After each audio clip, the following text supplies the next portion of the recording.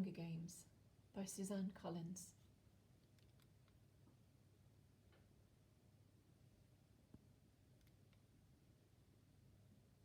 Chapter 1. When I wake up, the other side of the bed is cold. My fingers stretch out, seeking Prim's warmth, but finding only the rough canvas cover of the mattress.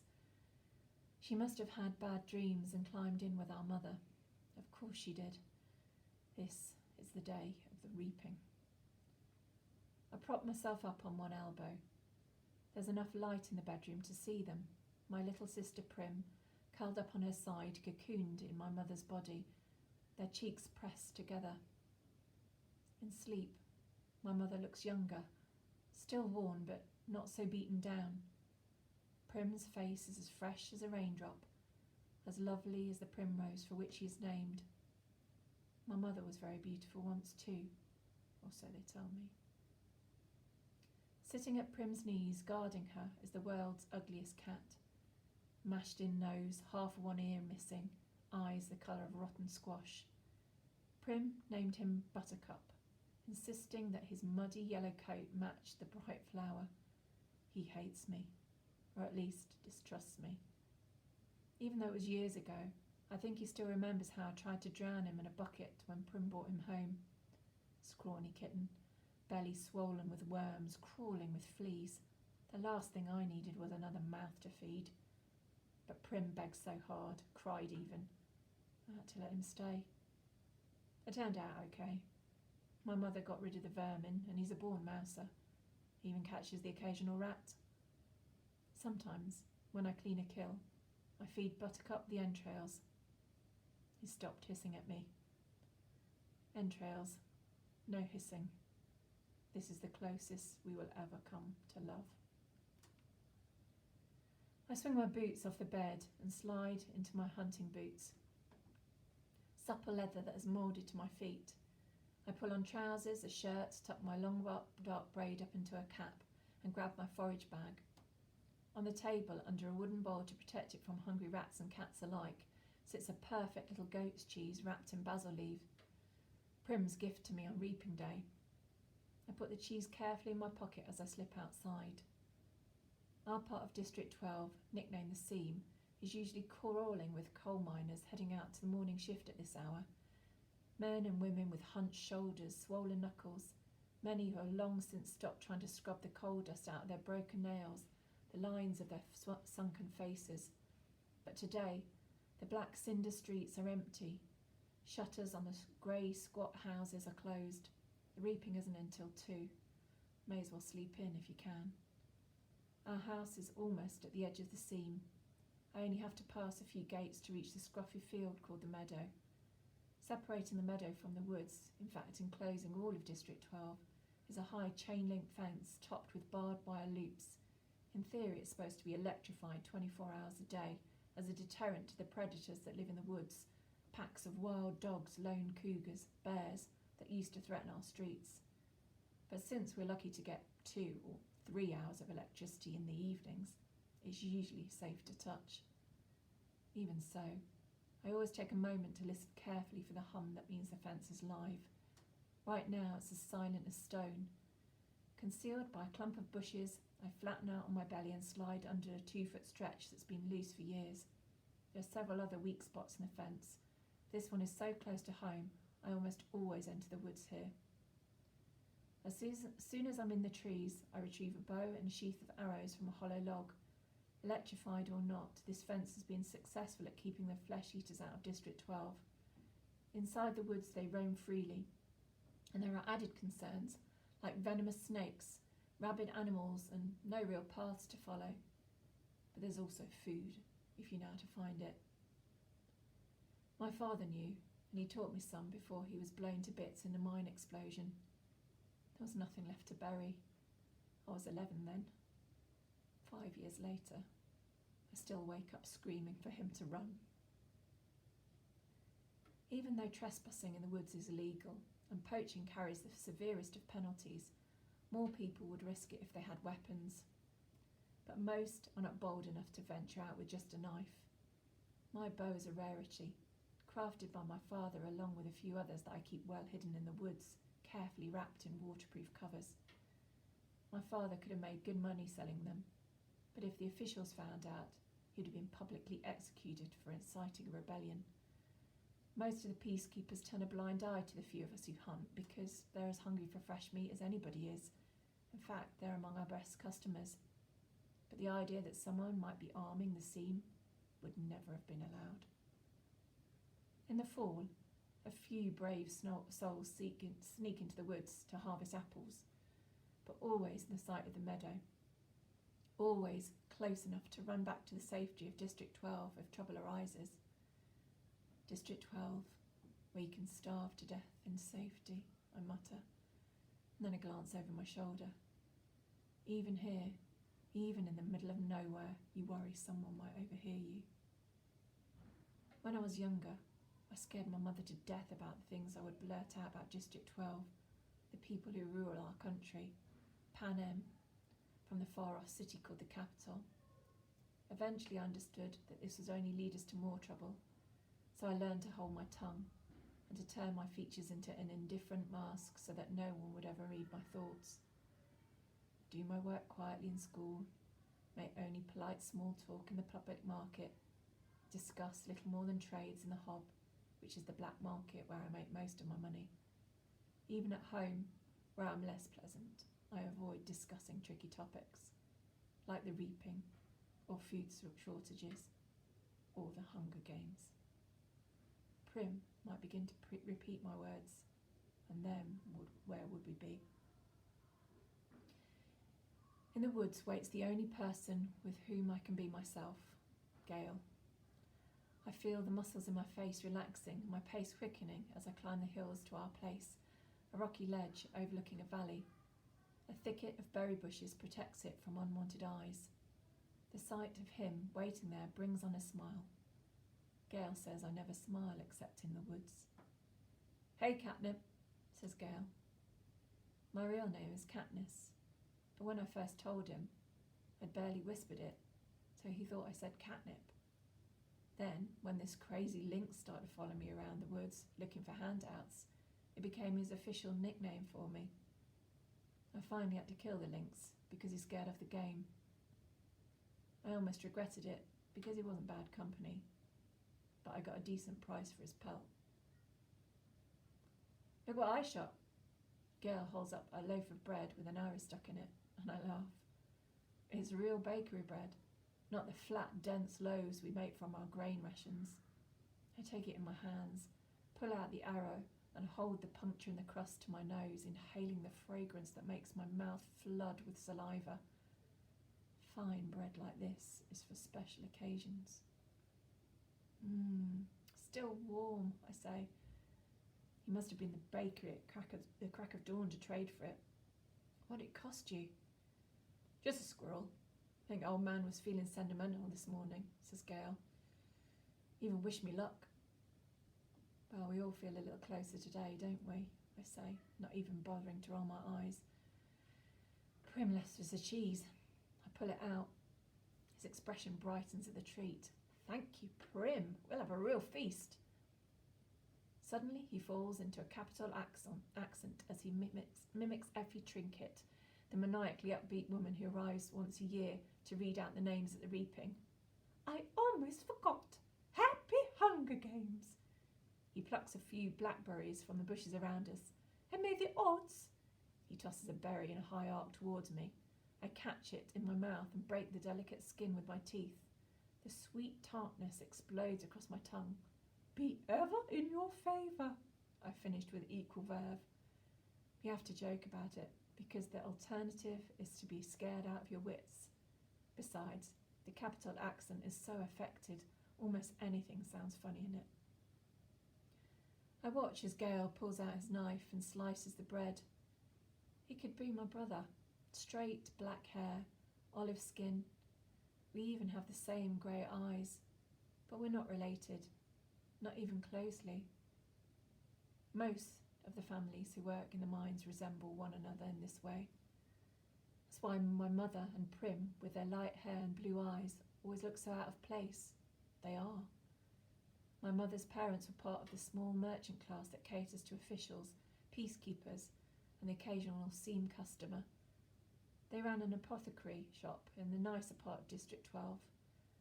Since almost no one can afford doctors, apothecaries are our healers. My father got to know my mother because on his hunts he would sometimes collect medicinal herbs and sell them to her shop to be brewed into remedies. She must have really loved him to leave her home for the seam. I try to remember all that when all I can see is a woman who sat by, blank and unreachable, while her children turned to skin and bones. I try to forgive her for my father's sake, but to be honest, I'm not the forgiving type. Gail spreads the bread slices with the soft goat cheese, carefully placing a basil leaf on each, whilst I strip the bushes of their berries. We settle back in a nook in the rocks. From this place we are invisible, but have a clear view of the valley, which is teeming with summer life, greens to gather, roots to dig, fish iridescent in the sunlight. The day is glorious, with a blue sky and a soft breeze. The food's wonderful, with the cheese seeping into the warm bread and the berries bursting in our mouths. Everything would be perfect if this really was a holiday. If all the day off meant was roaming the mountains with Gail, hunting for tonight's supper. But instead, we have to be standing in the square at 2 o'clock, waiting for our names to be called out. We could do it, you know, Gail says quietly. What? I ask. Leave the district, run off, live in the woods. You and I, we could make it, says Gail. I don't know how to respond. The idea is so preposterous. If we didn't have so many kids, he adds quickly. They're not our kids, of course, but they might as well be. Gail's 2 little brothers and a sister, Prim, and you may well throw in our mothers too, because how would they live without us? Who would fill those mouths that are always asking for more? With both of us hunting daily, there are still nights when the game has to be swapped for lard or shoelaces or wool, still nights when we go to bed with our stomachs growling. I never want to have kids, I say. I might, if I didn't live here, says Gail. But you do, I say, irritated. Oh, forget it, he snaps back. Your conversation feels all wrong. Leave? How could I leave Prim, who's the only person in the world I'm certain I love? And Gail is devoted to his family. We can't leave, so why bother talking about it? And even if we did, where did this stuff about having kids come from? There's never been anything romantic between Gail and me. When we met, I was a skinny 12-year-old, and although he's only 2 years older, he already looked like a man. It took a long time for us to even become friends, to stop haggling over every trade and begin helping each other out. Besides, if he wants kids, Gail won't have any trouble finding a wife. He's good looking, he's strong enough to handle the work in the mines, and he can hunt. You can tell by the way the girls whisper about him when he walks by in school that they want him. It makes me jealous, but not for the reason people would think. Good hunting partners are hard to find. What do you want to do? I ask. We can hunt, fish, or gather. Let's fish the lake. We can leave our poles and gather in the woods. Get something nice for tonight, he says. Tonight, after the reaping. Everyone's supposed to celebrate, and a lot of people do, out of relief that their children would be spared for another year. But at least 2 families will pull their shutters, lock their doors, and try to figure out how they will survive the painful weeks to come. We make out well. The predators ignore us in a day when tastier, easier prey abounds. By late morning we have a dozen fish, a bag of greens, and best of all, a gallon of strawberries. I found a patch a few years ago, but Gail had the idea to string mesh nets around it to keep out the animals. On the way home, we swing by the Hob, the black market that operates in an abandoned warehouse that once held coal. When they came up with a more efficient system that transported the coal directly from the mines to the trains, the Hob gradually took over the space. Most businesses are closed by this time on reaping day, but the black market's still fairly busy. We easily trade 6 of the fish for good bread, the other 2 for salt. Greasy say The old bony woman who sells bowls of hot soup in a large kettle takes the greens off her hands in exchange for a couple of chunks of paraffin. We might do a tad better elsewhere, but we will make an effort to keep on good terms with Greasy say. She's the only one who could be consistently counted on to buy a wild dog.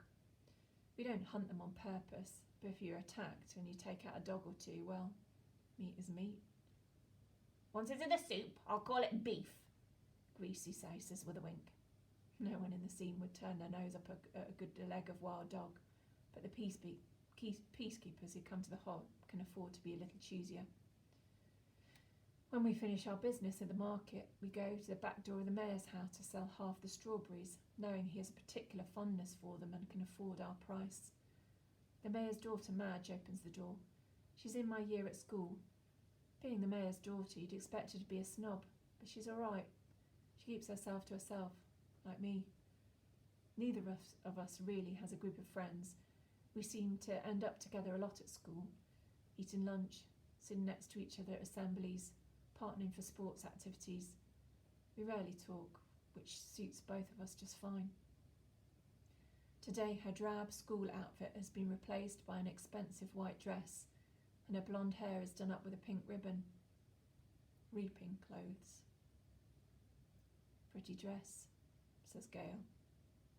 Madge shoots him a look, trying to see if it's a genuine compliment or if he's just been ironic. It is a pretty dress, but she would never be wearing it ordinarily. She presses her lips together and then smiles. Well, if I end up going to the Capitol, I want to look nice, don't I? Now it's Gail's turn to be confused. Does she mean it? Is she messing with him? I'm guessing the second. You won't be going to the Capitol, says Gail coolly. His eyes land on a small circular pin that adorns her dress. Real gold, beautifully crafted. It could keep a family in bread for months. What can you have? 5 entries? I had 6 when I was just 12 years old. That's not her fault, I say. No, it's no one's fault. It's just the way it is, says Gail. Madge's face has become closed off. She puts the money for the berries in my hand. Good luck, Katniss. You too, I say, and the door closes. We walk towards the seam in silence. I don't like that Gail took a dig at Madge, but he's right, of course. The reaping system is unfair, with the poor getting the worst of it. You become eligible for reaping the day you turn 12. That year your name is entered once, at 13, twice, and so on, until you reach the age of 18, the final year of your eligibility, when your name goes into the pool 7 times. That's true for every citizen in all 12 districts in the entire country of Panem. But here's the catch. Say you're poor and starving, as we were. You can opt to add your name more times in exchange for tessari. Each tessera is worth a meagre year's supply of grain and oil for one person. You may do this for each of your family members as well. So at the age of 12, I had my name entered in 4 times, once because I had to, and 3 times for tessera grain and oil for myself, Prim, and my mother. In fact, every year I've needed to do this, and the entries are cumulative. So now, at the age of 16, my name will be in the reaping 20 times. Gail, who's 18 and has been either helping single-handedly feeding us a family of 5 for 7 years, will have his name in 42 times. You can see why someone like Madge, who has never been at risk of needing a tessera, can set him off. The chance of her name being drawn is very slim compared to those of us who live in the seam. Not impossible, but slim. And even though the rules were set up by the Capitol and not the districts, and certainly not Madge's family, it's hard not to resent those who don't have to sign up for tessari. Gail knows his anger at Madge is misdirected. On other days, deep in the woods, I've listened to him rant about how the Tesaro are just another tool to cause misery in our district, a way to plant hatred between the starving workers of the seam and those who can generally count on supper, and thereby ensure we will never trust one another. It's to the capital's advantage to have us divided amongst ourselves, he might say if there were no ears to hear but mine. If it wasn't reaping day, if a girl with a gold pin and no Tesari had not made what I'm sure she thought was a harmless comment. As we walk, I glance over at Gail's face, still smouldering underneath his stony expression. His rages seem pointless to me, although I never say so. It's not that I don't agree with him, I do. But what good is yelling about the capital in the middle of the woods? It doesn't change anything. It doesn't make things fair. It doesn't fill our stomachs. In fact, it scares off the nearby game. I yet let him yell, though. It's better he does it in the woods than in the district. Gail and I divide our spoils, leaving 2 fish, a couple of loaves of good bread, greens, a quart of strawberries, salt, paraffin, and a bit of money for each. I'll see you in the square, I say. Wear something pretty, he says flatly. At home, I find my mother and sister are ready to go. My mother wears a fine dress from her apothecary days. Prim is in my first reaping outfit, a skirt and a ruffled blouse. It's a bit big on her, but my mother has made it stay with pins. Even so, she's having trouble keeping the blouse tucked in at the back. A tub of warm water waits for me. I scrub off the dirt and sweat from the woods and even wash my hair. To my surprise, my mother has laid out one of her own lovely dresses for me, a soft blue thing with matching shoes. Are you sure? I ask. I'm trying to get past rejecting offers of help from her. For a while I was so angry I wouldn't allow her to do anything for me. And this is something special. Her clothes from her past are very precious to her. Of course. Let's put your hair up too, she says. I let her towel dry it and braid it up on my head. I can hardly recognise myself in the cracked mirror that leans against the wall. You look beautiful, says Prim in a hushed voice. I'm nothing like myself, I say. I hug her, because I know these next few hours will be terrible for her. Her first reaping. She's about as safe as you can get since she's only entered once. I wouldn't let her take out any Tesari, but she's worried about me, that the unthinkable might happen. I protect Prim in every way I can, but I'm powerless against the reaping. The anguish I always feel when she's in pain wells up in my chest and threatens to register on my face. I notice her blouse has pulled out of her skirt to the back again and force myself to say, stay calm. Tuck in your tail, little duck, I say, smoothing a blouse back in place. Prim giggles and gives me a small quack. Quack yourself, I say with a light laugh, the kind only Prim can draw out of me. Come on, let's eat, I say, and plant a quick kiss on the top of her head. The fish and the greens are already cooking in a stew, but that will be for supper. We decide to save the strawberries and the bakery bread for this evening's meal, to make it a special, we say. Instead, we drink the milk from Prim's goat, Lady, and eat the rough bread made from the Tesari grain, although no one has much appetite anyway. At 1 o'clock we head for the square. Attendance is mandatory unless you're on death's door. This evening, officials will come round to check if this is the case. If not, you'll be imprisoned. It's too bad, really, that they hold the reaping in the square, one of the few places in District 12 that could be pleasant. The square is surrounded by shops, and on public market days, especially if there's good weather, it has a holiday feel to it.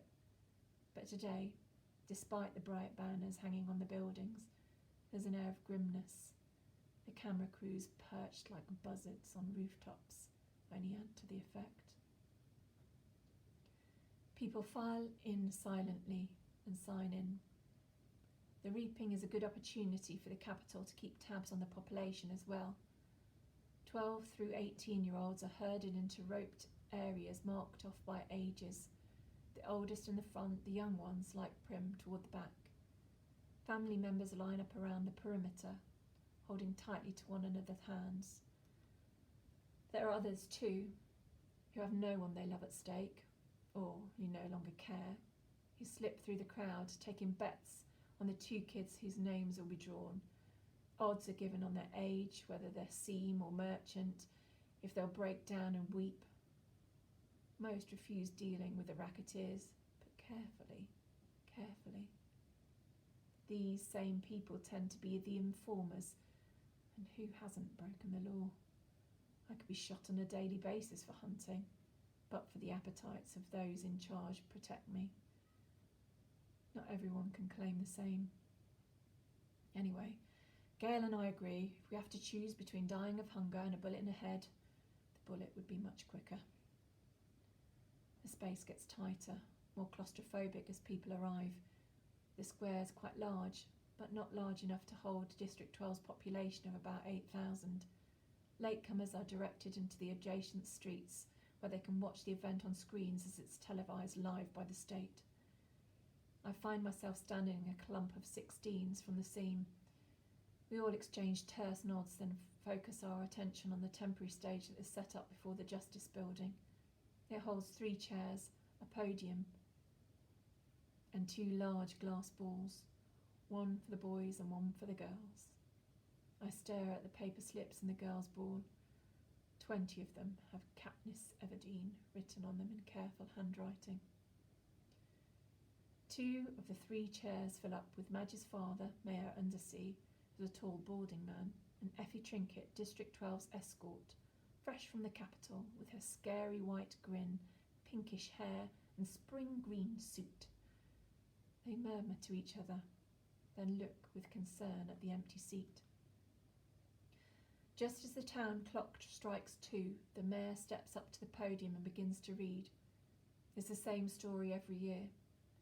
He tells the history of Panem, the country that rose out of the ashes of a place that was once called North America. He lists the disasters, the droughts, the storms, the fires, the encroaching seas that swallowed up so much of the land, the brutal war for what little sustenance remained. The result was Panem, a shining capital ringed by 13 districts, which brought peace and prosperity to its citizens. And then came the dark days, the uprising of the districts against the capital. 12 were defeated, the 13th obliterated. The Treaty of Treason gave us the new laws to guarantee peace, and as our yearly reminder of the dark days must never be repeated, it gave us the Hunger Games. The rules of the Hunger Games are simple. In punishment for the uprising, each of the 12 districts must provide 1 girl and 1 boy, called tributes, to participate. The 24 tributes will be imprisoned in a vast outdoor arena that could hold anything from a burning desert to a frozen wasteland. Over a period of several weeks, the competitors must fight to the death. The last tribute standing wins. Taking the kids from our districts, forcing them to kill one another while we watch. This is the capital's way of reminding us how totally we are at their mercy, how little chance we would stand of surviving another rebellion. Whatever words they use, the real message is clear. Look how we take your children and sacrifice them, and there's nothing you can do. If you lift a finger, we will destroy every last one of you, just as we did in District 13. To make it humiliating as well as torturous, the capital requires us to treat the Hunger Games as a festivity, a sporting event, pitting every district against the others. The last tribute alive receives a life of ease back home, and their district will be showered with prizes largely consisting of food. All year the capital will show the winning districts gifts of grain and oil and even delicacies like sugar, while the rest of us battle starvation. It is both a time for repentance and a time for thanks, intones the mayor. Then he reads the list of past District 12 victors. In 74 years, we've had exactly 2. Only one is still alive. Haymitch Abernathy, a paunchy middle-aged man who at this moment appears hollering something unintelligible, staggers onto the stage and falls into the 3rd chair.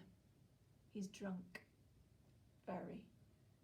The crowd responds with token applause, but he's confused and tries to give Effie Trinket a big hug, which she barely manages to fend off.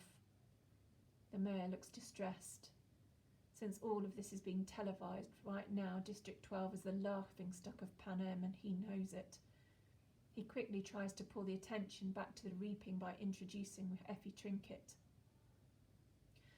Bright and bubbly as ever, Effie Trinket trots to the podium and gives her signature. Happy Hunger Games, and may the odds be ever in your favour. Her pink hair must be a wig, because her curls have shifted slightly off-centre since her encounter with Haymitch. She goes on a bit about what an honour it is to be here, although everyone knows she's just aching to get bumped up to a better district where they have proper victors and not drunks who molest you in front of the entire nation. Through the crowd I spot Gail looking back at me with a ghost of a smile. As reapings go, this one at least has a slight entertainment factor. But suddenly I'm thinking of Gail and his 42 names in that big glass ball, and how the odds are not in his favour, not compared to a lot of the boys. And maybe he's thinking the same thing about me because his face darkens and he turns away. But there are still thousands of slips. I wish I could whisper to him. It's time for the drawing. Effie Trinket says, it's time for the drawing, Effie Trinket says, as she always does. Ladies first, and crosses to the grass ball with the girls' names. She reaches in, digs her hand deep into the ball and pulls out a slip of paper. The crowd draws in a collective breath, and then you can hear a pin drop. And I'm feeling nauseous, and so desperately hoping that it's not me, that it's not me, that it's not me. Effie Trinket crosses back to the podium, smooths the slip of paper, and reads out the name in a clear voice. And it's not me. It's Primrose Everdeen.